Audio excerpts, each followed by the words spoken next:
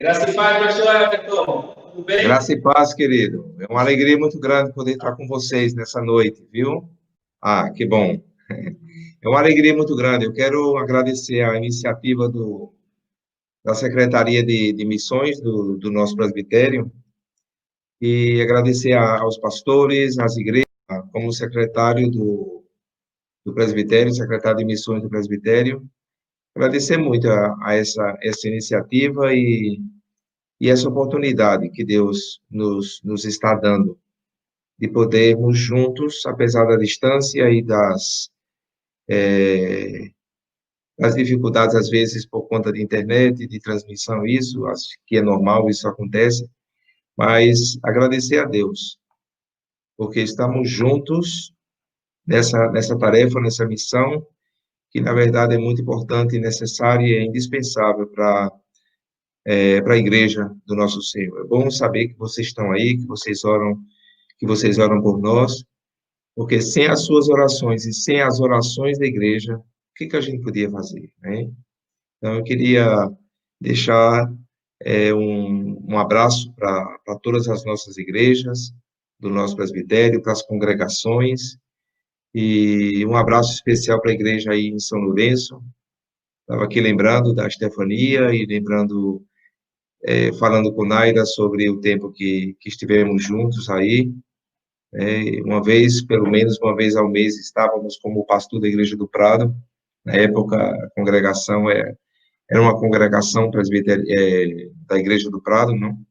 Então, estávamos aí sempre tentando ajudar e colaborar com os queridos. Então, gostaria de deixar o meu abraço para todos vocês, de uma forma especial aí para a Igreja de São Lourenço. Que Deus abençoe vocês.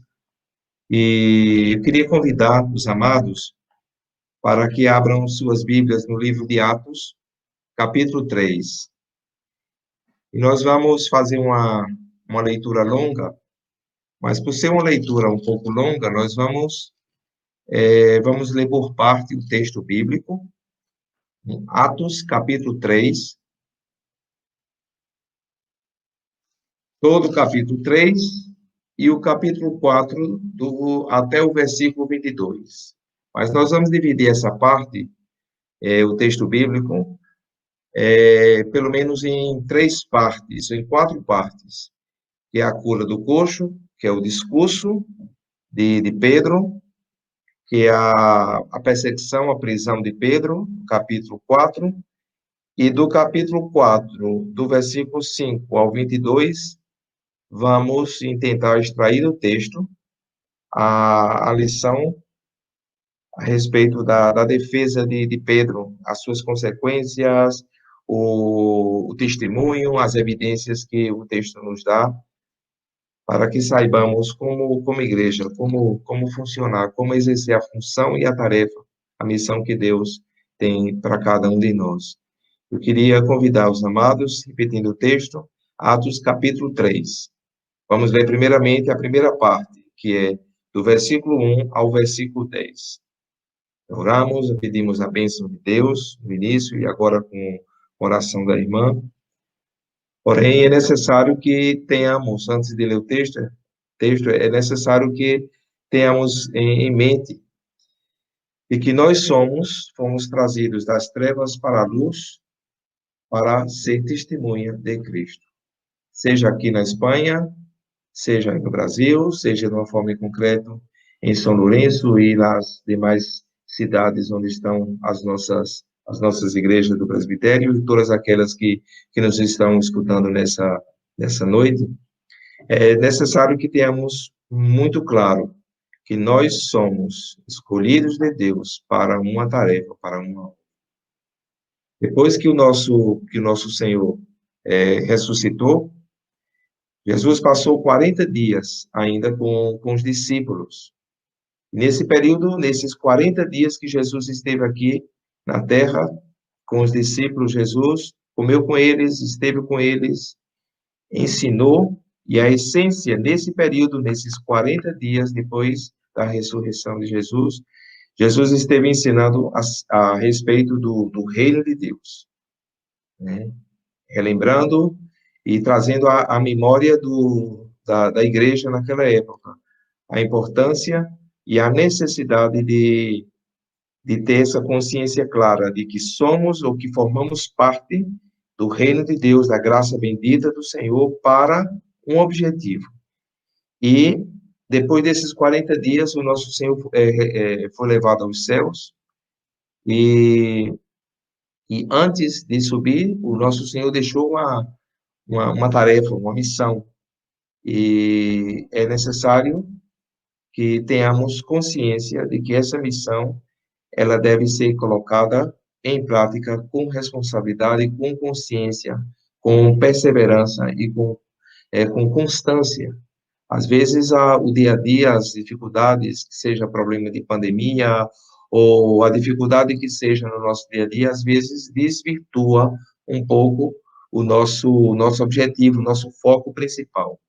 Porém, a palavra de Deus, através da Igreja Apostólica nessa época, e o ensino bíblico nos faz ver exatamente qual é a nossa missão e o que a gente tem que considerar quando estamos fazendo a obra de Deus. Não é porque nós estamos aqui na Europa que a obra é mais importante do que vocês, aquela que vocês fazem aí. Não. A que vocês fazem aí tem a mesma importância e a mesma necessidade daquela que nós fazemos aqui. Deus nos leva para determinados lugares porque Ele tem um objetivo específico para a sua obra, para o seu trabalho, para o seu obreiro. Porém, tudo que nós vamos tentar ler e refrescar nesta noite nos faz lembrar exatamente de que nós somos trazidos por Deus para as trevas, para a luz, para glorificar o seu nome e para levar o evangelho. Agora, temos que ter isso em mente. Os princípios e os valores que devem reger ou devem dirigir a nossa tarefa e a nossa missão como povo de Deus. E para isso, como hemos comentado, vamos pensar um pouco nessa noite sobre a cura de um coxo. E vamos ler do capítulo 3, Atos 3, de 1 a 9, primeiramente. E vamos fazer um par de comentários e vamos lendo as partes. E, terminando a parte, vamos fazer os comentários pertinentes. A cura de um coxo, assim nos diz a palavra de Deus. Pedro e João subiam ao templo para a oração da hora nona. Era levado um homem coxo de nascença, o qual punham diariamente à porta do templo chamada Formosa, para pedir esmola aos que entravam. Vendo ele a Pedro e João, que iam entrar no templo, implorava para que lhe dessem uma esmola. Pedro, fitando-o juntamente com João, disse: Olha para nós. Ele os olhava atentamente, esperando receber alguma coisa. Porém, Pedro, lhe disse: Não possuo nem prata nem ouro, mas o que tenho, isso te dou. Em nome de Jesus Cristo, o Nazareno, anda. E tomando-o pela mão direita, o levantou. Imediatamente os seus pés e tornozelos se firmaram. De um salto se pôs em pé, passou a andar e entrou com eles no templo, saltando e louvando a Deus. Viu todo o povo a andar e a louvar a Deus, e reconheceram ser ele o mesmo que esmolava, sentado à porta formosa do templo, e se encheram de admiração e assombro por isso que lhe acontecera. Vamos fazer alguns comentários a respeito desses 10 primeiros versículos. O primeiro comentário está no versículo 6, que disse: Pedro, não possuo nem prata nem ouro, mas o que eu tenho, isso te dou. Em nome de Jesus Cristo Nazareno, anda. Deus tinha dado à Igreja Apostólica, tinha dado, assim como a nós hoje, recebemos de Deus uma autoridade, um poder de levar o Evangelho às pessoas. E o Evangelho é o toque especial de Deus na vida das pessoas. E Pedro, obviamente, né, o versículo 4 disse que aquele homem olhou para eles, né, e ele os olhava, o versículo 5 diz, ele os olhava atentamente esperando receber alguma coisa. Esse homem estava na porta, pedindo dinheiro, pedindo esmolas, e esse homem esperava de Pedro e de João dinheiro. Porém, o que Deus queria dar para ele era muito mais do que um simples dinheiro, uma simples esmola. Deus queria dar para ele a salvação, a libertação e a vida eterna para a sua vida. E é interessante que o versículo 7 diz que Pedro, o versículo 6 diz, não possuo nem prata nem ouro, mas o que tenho, isso te dou. Ou seja, o que Pedro queria dar para aquele homem não era simplesmente o dinheiro. Pedro queria dar para aquele homem o que de fato ele necessitava, que era a liberdade, a libertação, o alívio, a mudança de vida. Essa é uma das essências da mensagem da igreja, levar as pessoas não coisas materiais, mas levar a essência do evangelho, que é a palavra de Deus, a libertação, a vida que transforma e que renova o coração das pessoas. No versículo 7, nós vemos o texto dizendo que Pedro, tomando pela mão, o levantou. Imediatamente, o que aconteceu com aquele homem? Os seus pés e tornozelos se firmaram. O que aconteceu na vida daquele coxo? Aconteceu um milagre de Deus. E o milagre de Deus, ele é imediato, ele transforma como transformou a vida desse homem.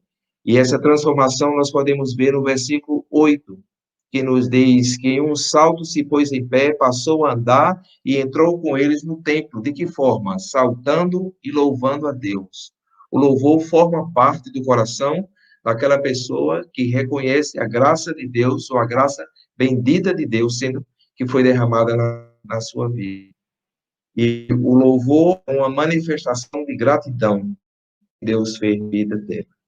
Interessante que no versículo do capítulo 4, versículo 22, ele diz que esse homem tinha mais de 40 anos, que se operava, tinha mais de 40 anos aquele em quem se operava essa cura milagrosa, ou seja, uma pessoa já de idade, já estava acostumada àquele tipo de vida, e Deus deu para ele um milagre, uma transformação.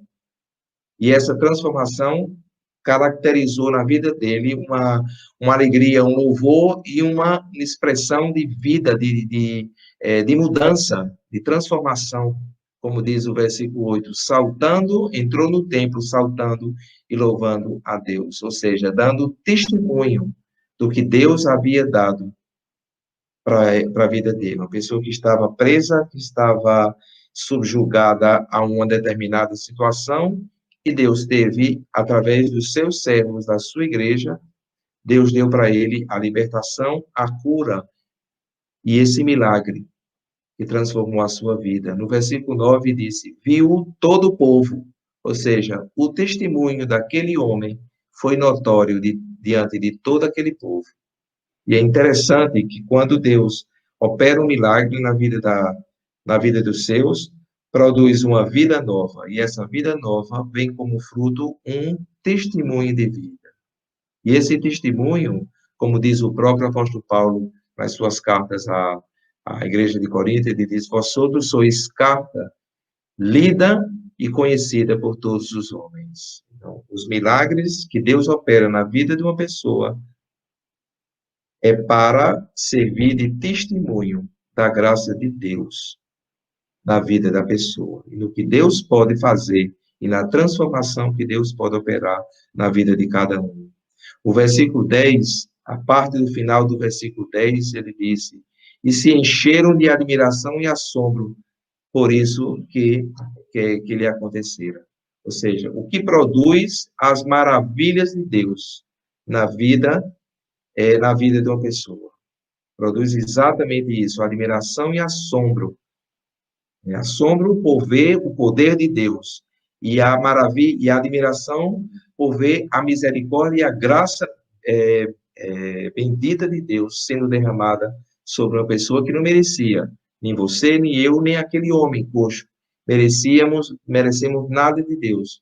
No entanto, esse coxo recebeu de Deus essa graça, recebeu a libertação Isso serviu de testemunho para que toda aquela cidade, para que todo aquele povo pudesse ver o quanto Deus é misericordioso com as pessoas que Ele quer dentro dos seus planos, dentro dos seus propósitos. O versículo 11 ao versículo 22, ele nos fala exatamente a respeito do discurso de Pedro. Quando todas as pessoas daquela cidade se admiraram, viram aquele homem entrando no templo, saltando e louvando a Deus, aquelas pessoas ficaram tão admiradas, tão assombradas, que se aproximaram tanto de Pedro, de João, e daquele homem que o coxo, como diz o versículo, apegando-se ele a Pedro, ou seja, apegando-se o coxo, tanto a Pedro e a João. Então, as pessoas vieram até eles para ver, para admirar, para saber se era ele, o que havia acontecido com eles. E é interessante observar que Pedro começa o seu discurso dizendo assim, no versículo 12, à vista disso, Pedro se dirigiu ao povo dizendo, israelitas, por que vos maravilhais disto? Ou por que fitais os olhos em nós, como se pelo nosso próprio poder ou piedade os tivéssemos feito andar? Aqui, parando um pouco, a gente vê a essência da mensagem de Pedro, que é a essência da mensagem do Evangelho. O foco principal, ou a meta principal, não está em Pedro, não está em João, não está na Igreja Apostólica, não está em você, não está em mim. O foco do milagre está em Deus, para a glória e louvor do Senhor, e não nossa. Por isso que Pedro faz com que o povo veja não a figura de Pedro, não a pessoa de Pedro, não a obra de Pedro, mas sim a figura, a obra e as características do amor e da graça de Deus derramada na vida daquele homem. Que oportunidade linda Pedro estava recebendo de Deus. E aqui do versículo 13 em diante, ele está relembrando a essência, né? Relembrando a salvação, o chamado à salvação e o fruto da presença de Cristo na vida daquela pessoa, no caso do coxo, né? Aquela pessoa que recebe a Cristo como Salvador e Senhor de sua vida. Essa é a mensagem que vocês e nós aqui transmitimos. Né? O ser humano é igual em todo lugar. E esse ser humano está preso, está acorrentado, está debaixo de um jugo, e esse jugo, essa corrente, precisa ser quebrada em nome de Jesus. E o milagre acontece por quê? Porque Deus ama as pessoas e Deus usa os seus instrumentos para levar essa mensagem de libertação, essa mensagem de salvação. Essa é a missão da igreja, é a obra missionária que vocês fazem, que nós fazemos aqui. Né?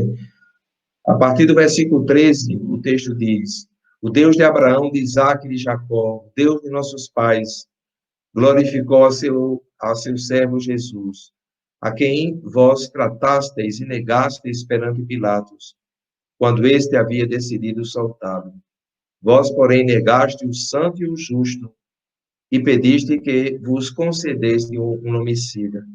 De Sartre, mataste o autor da vida, a quem Deus ressuscitou dentre os mortos, do que nós somos testemunhas. Pela fé, em nome de Jesus, é que esse mesmo nome fortaleceu a este homem, que agora vedes e reconheceis, sim, a fé que vem por meio de Jesus, deu a este saúde perfeita na presença de todos vós. Aqui está a salvação. Deus chamou esse homem, através do testemunho de Pedro e de João, deu a ele a libertação, produziu na vida dele um milagre, e é interessante que a essência da salvação, ou o passo para receber a salvação em Cristo, é a fé. E essa fé, como diz o versículo 16, vem por meio de Jesus. É por isso que Pedro estava recordando toda a igreja, nos recordando aqui que Deus teve um plano, um propósito eterno para tudo isso, e que a igreja tem que ter consciência dessa missão e dessa obra. E ele diz, a fé vem por meio de Jesus. Jesus é o autor. Não era Pedro, não era João, não é o irmão, nem sou eu. O autor do milagre, o autor da salvação é Jesus, o Messias enviado, aquele que veio com a missão especial de dar vida e de produzir um milagre na vida daqueles que estão acorrentados e aprisionados pelo pecado e pela desobediência. E nós temos que ter em Cristo essa consciência. E o que é que produz aqui a salvação? Produz saúde, saúde perfeita. Como diz, por meio de Jesus, deu a este saúde perfeita na presença de todos vós, ou seja, a evidência do obrar de Deus, da graça de Deus na vida daquele homem. E quantas pessoas, tanto aí como aqui, já tiveram o privilégio de desfrutar deste milagre, dessa graça de Deus. A salvação é saúde. E essa saúde, ela é perfeita. Por que a saúde é perfeita? Porque ela vem de Deus para o coração do homem. E nós, como evangelistas, nós, como anunciadores da palavra de Deus, temos que ter essa consciência de que a saúde que Deus dá na sua salvação, ela é perfeita, ela é eterna, ela é completa, porque ela é feita pela fé em Cristo Senhor, Senhor nosso. Vamos ao versículo 19. Aqui está a mensagem que Jesus veio anunciar à igreja e que os apóstolos passaram para nós, né? Está no versículo 19: arrependei-vos, pois, e convertei-vos, para serem cancelados os vossos pecados. A salvação vem pelo arrependimento, e esse arrependimento produz uma transformação na vida das pessoas, né? O versículo 20 diz, a fim de que da presença do Senhor venham tempos de refrigérios, e que envie ele o Cristo, que já vos foi designado. Ou seja, temos a mensagem, que é uma mensagem de arrependimento, uma mensagem de transformação de vidas. Cristo foi muito contundente quando estava falando, quando estava evangelizando, por exemplo, a mulher samaritana e tantos outros casos, assim como Pedro foi muito contundente em recordar a essência do evangelho, né? A mensagem do nosso Senhor, que é a mensagem de arrependimento e de conversão. E esse arrependimento e essa conversão produz coloca o receptor do milagre, coloca na presença do Senhor. E ele diz que isso produz um refrigério, uma relação, uma comunhão preciosa que passa a pessoa a ter em Cristo, Senhor nosso. Vemos até o versículo 26, o apóstolo Pedro recordando o ministério e a obra de Cristo. Os israelitas, assim como nós, precisamos ter sempre em mente que Jesus veio para esse fim, para mostrar o poder, a graça e a benignidade de Deus para o pecador. Porém, entrando no versículo 4, lemos do versículo 1, no capítulo 4, lendo do versículo 1 ao versículo 4, que diz assim, falavam eles ainda ao povo, quando sobrevieram os sacerdotes, o capitão do templo e os saduceus, ressentidos por ensinarem eles o povo e anunciarem em Jesus a ressurreição dentre os mortos. E os prenderam, recolhendo-os ao cárcere, até o dia seguinte, pois já era tarde. Muitos, porém, dos que ouviram a palavra e aceitaram, subindo o número de homens a quase 5.000. É interessante que a igreja, no caso Pedro e João, foram, primeiramente, padeceram, sofreram, como diz o texto, né? Sofreram um ressentimento por parte dos sacerdotes, do capitão do templo e dos saduceus, ou seja, daqueles que estavam em contra a mensagem do evangelho. Ou seja, quando anunciamos o evangelho do Senhor, sempre existem consequências. E para eles aqui veio consequência de sofrimento, de perseguição, de ressentimento e de prisão. Porém, em meio a todo esse sofrimento que padeceram eles, a raiz do anúncio do evangelho e do milagre produzido por Deus na vida desse coxo, produziu algo maravilhoso, que foram os frutos, né? Os frutos sempre estão aí, como diz o versículo 4. Porém, dos que ouviram a palavra, aceitaram, subindo o número de homens a quase 5.000. Às vezes não vemos de imediato, porém, estamos seguros de que os frutos aparecem pela graça e pela misericórdia do nosso Senhor. Então, em meio ao sofrimento, em meio à dor, perseguição, ressentimento, prisão, quem sabe, podem ter certeza de que se somos fiéis no anúncio do Evangelho, nós vamos ver os frutos e vamos ser usados como instrumentos para a glória do nosso Senhor. Porém, a partir do versículo 5, do versículo 5 ao versículo 22, vamos ler algumas partes, né, que falam a respeito da defesa de Pedro e de João. Eles foram levados presos, depois da prisão, foram levados à presença das autoridades, dos anciãos e dos escribas, e aí nós vemos alguns princípios estabelecidos pela palavra que nós temos como igreja, temos que observar. No versículo 5 do capítulo 4, ele diz: no dia seguinte, reuniram-se em Jerusalém as autoridades, os anciãos e os escribas, com o sumo sacerdote Anás, Caifás, João, Alexandre e todos os que eram da linhagem do sumo sacerdote. E pondo-se perante eles, o arguíram. Que oportunidade Pedro e João estavam tendo de anunciar o evangelho a essas autoridades. Às vezes Deus permite determinadas situações, para quê? Para que o evangelho chegue a todas as classes sociais. E o evangelho não está para determinadas classes, o evangelho está para o homem perdido, afastado e distante de Deus. No versículo 7, ele diz, versículo 8, ele diz: então Pedro, cheio do Espírito, lhes disse: autoridades do povo e anciãos. É interessante que as oportunidades que Deus dá, nós temos que saber aproveitá-las.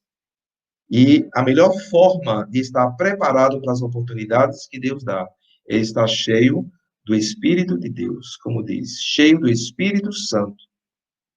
Estar cheio do Espírito é estar em conexão com Deus, em sintonia com Ele, dia a dia, para poder fazer a obra da evangelização, seja aí, seja aqui, onde Deus colocar os nossos pés. No versículo 9, no versículo 10, perdão, diz: tomai conhecimento, vós todos, e todo o povo de Israel, de que em nome de Jesus Cristo, o Nazareno, a quem vós crucificastes e a quem Deus ressuscitou entre os mortos, sim, em seu nome é que este está curado perante vós. Ou seja, quem faz o milagre é Deus. Deus nos deu a palavra da reconciliação. Somos anunciadores dessa palavra que reconcilia o homem com Deus. Porém, o milagre vem das mãos de Deus, que liberta, que transforma e que produz no coração das pessoas uma transformação de vida que serve para testemunho, como vimos comentado, mas também serve para glorificar o nome do Senhor, para produzir na vida no coração das pessoas que ouvem, que veem, produzir uma admiração e um temor, um respeito diante do poder e da graça bendita do nosso Senhor. E diz, é que este está curado perante vós. Versículo 11, este Jesus é pedra rejeitada por vós, os construtores, a qual se tornou a pedra angular. 12, e não há salvação em nenhum outro, porque abaixo do céu não existe nenhum outro nome dado entre os homens, pelo qual importa que sejamos salvos. Ao ver a intrepidez de Pedro e João, outro ponto fundamental dentro da obra missionária, a intrepidez. Não ter medo, mas ter força e valor de levar o evangelho, porque sabemos que esse evangelho é o evangelho que transforma vidas, que renova vidas, transformou vocês e transformou a minha vida. E esse evangelho, essa mensagem do evangelho não pode parar na gente. Não parou em Pedro, não parou em João, não pode parar nem você, nem mim. Essa mensagem tem que passar para que outros conheçam porque nós conhecemos essa graça e esse milagre maravilhoso que Deus opera e que Deus faz na vida das pessoas. O versículo 13 diz: a intrepidez de Pedro e João, sabendo que eram homens iletrados e incultos. Observa isso. Eles se admiraram e reconheceram que haviam eles estado com Jesus. Quando a igreja, quando o Filho de Deus está cheio do Espírito, obedecendo a mensagem de Deus, o desafio que Deus faz para levar o evangelho de salvação, de arrependimento às pessoas, então essa comunhão produziu na vida de Pedro e na vida de João uma intrepidez, essa força, esse valor de levar. Isso fez com que eles tivessem sabedoria, unção e, repito, essa intrepidez diante das autoridades, diante do povo, de anunciar sem nenhuma vergonha, sem nenhum medo, sem nenhum tipo de receio, anunciar o poder e a graça bendita de Deus em Cristo Jesus, Senhor nosso. Né? A partir do versículo 14 diz: vendo com eles o homem que fora curado, não tinha nada que dizer em contrário, ou seja, a evidência do milagre de Deus, a evidência do testemunho, produz um impacto tremendo na vida das pessoas que ainda não conhecem a Cristo. É por isso que eu sempre estou comentando o seguinte aspecto: o crente, como carta vista, conhecida por todos os homens, tem que dar testemunho para que a mensagem que transmitimos com a nossa boca, com os nossos lábios, tem que ser confirmada, selada, marcada com o tipo de vida que a gente tem. Então, não se pode fazer obra missionária, seja aí, seja aqui, se a igreja está dando mau testemunho. Então, quando eu vejo esse texto todo, eu digo: Senhor, concede à tua igreja essa graça para poder dar um testemunho, não só com a palavra, com a voz, mas com a vida, que a vida, como diz o texto, né, não tinha nada que dizer, essas autoridades aqui não tinham nada que dizer, por quê?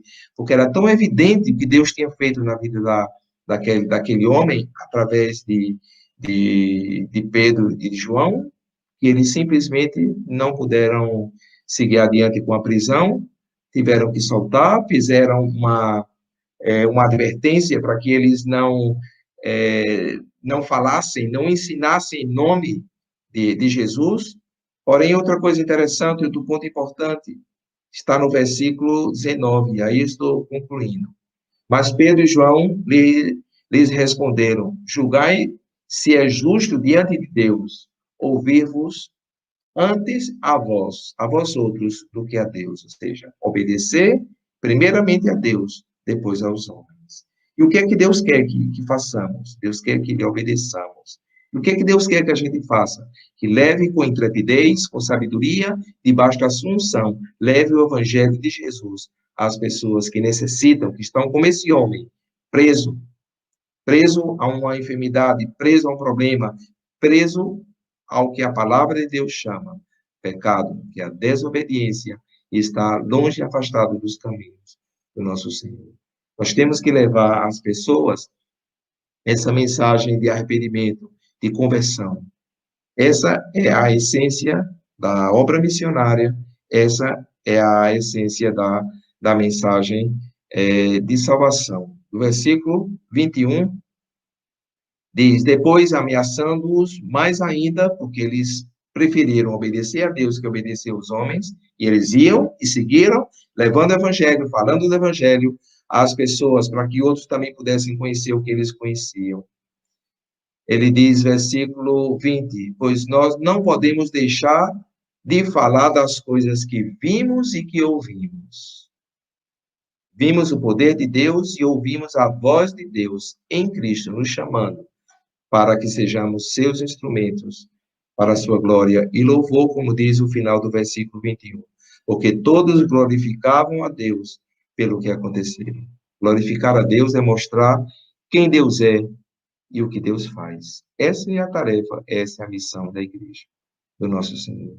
E Deus permita, nessa vista rápida desse texto tão bonito, né, que Deus nos conceda essa esse valor, essa intrepidez, essa unção, essa sabedoria, essa comunhão constante e permanente com o Senhor, para quê?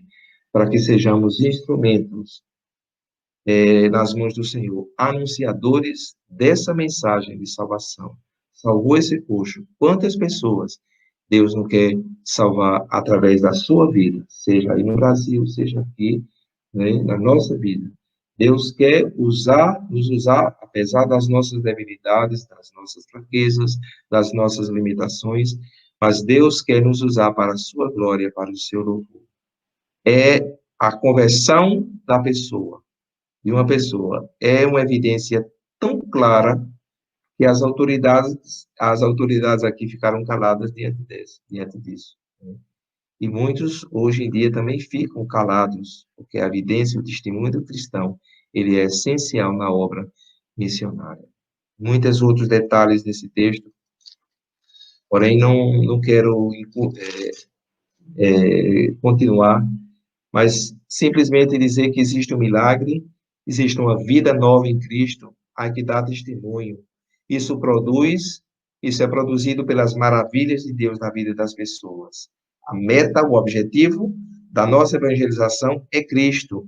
E a mensagem do Evangelho, qual é? Arrependimento e conversão.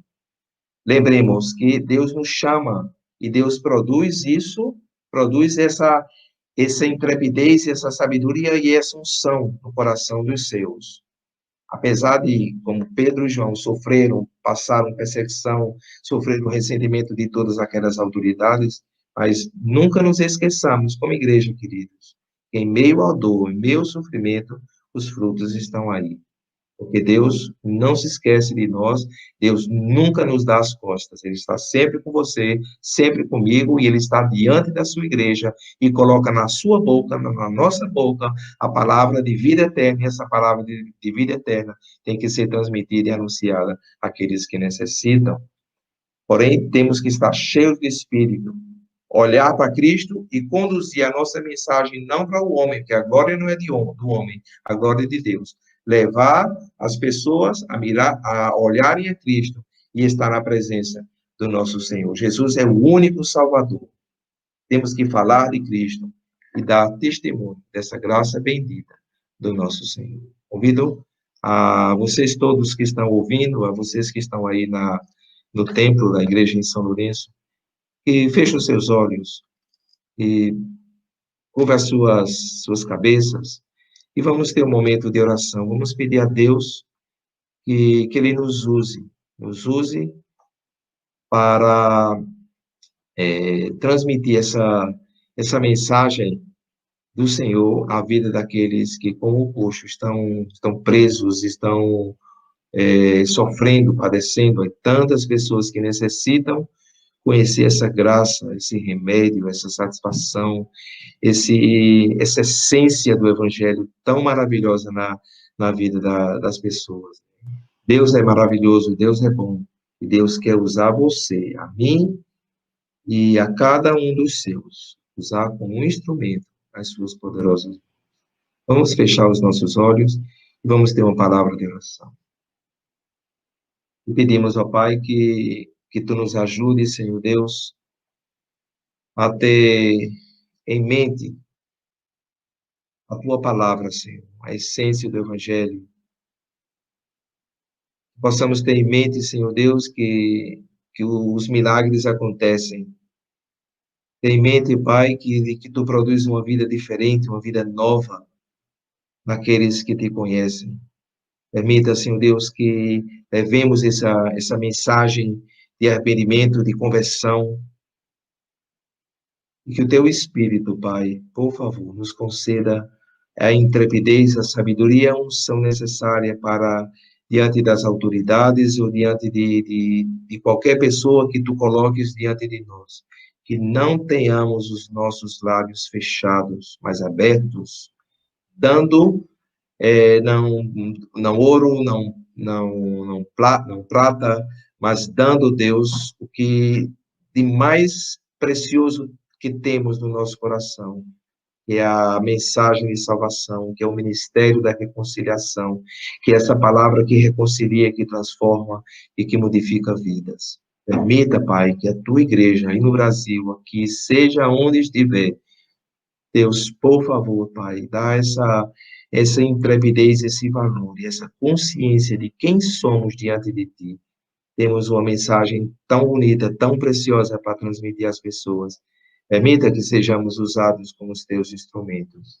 Perdoa, Pai, a nossa fraqueza, a nossa debilidade. E brilha, Pai, brilha em nós e através de nós, para que o Teu nome seja glorificado. Te pedimos, Senhor, em nome de Jesus. Amém. Vamos ouvir, antes da oração final, a nossa irmã Naira, nosso técnico aqui, vai estar projetando agora. Tá bom? Então, vamos ouvir nossa irmã ao Senhor.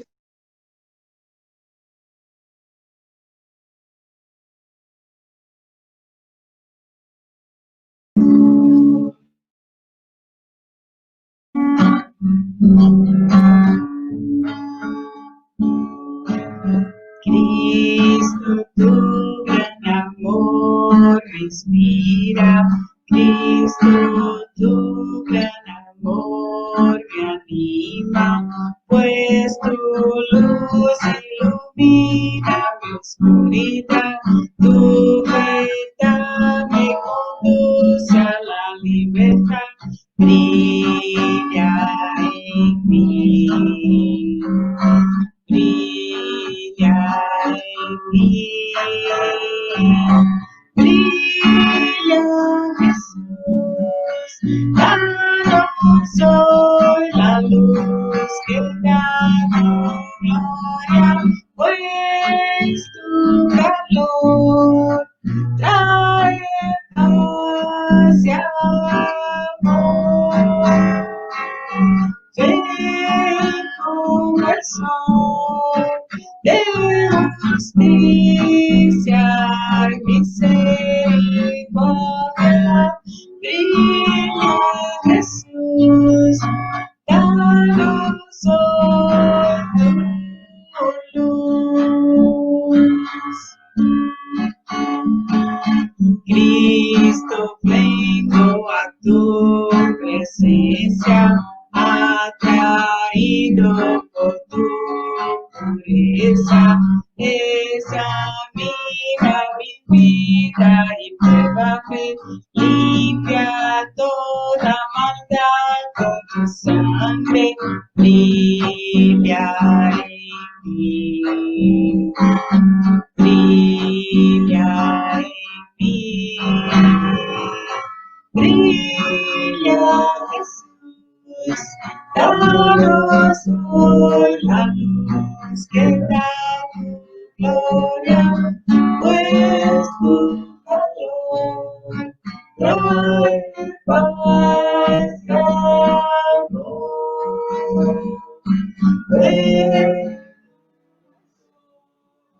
De justicia y misericordia, brilla Jesús, danos hoy tu luz.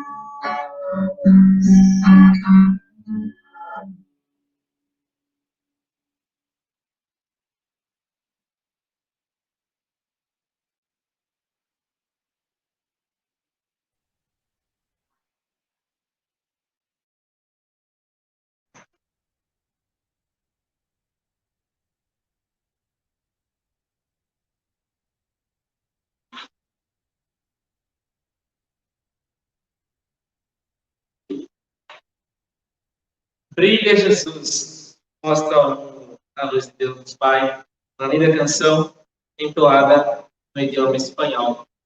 Muitíssimo obrigado, pastor Everton e Naila, mais uma vez. Estamos muito agradecidos pela participação de vocês, tá bom?